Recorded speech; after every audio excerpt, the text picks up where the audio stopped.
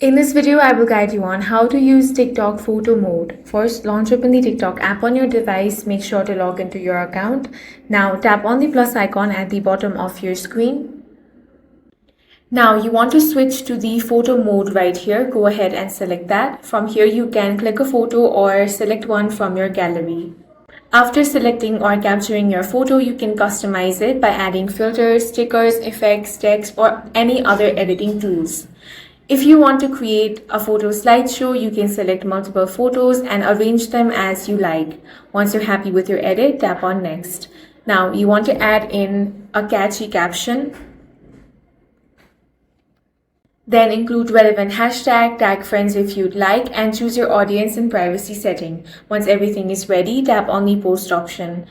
In this way, you can easily use the photo mode on TikTok. If you found this video useful, make sure to hit the like button and subscribe for more videos like this.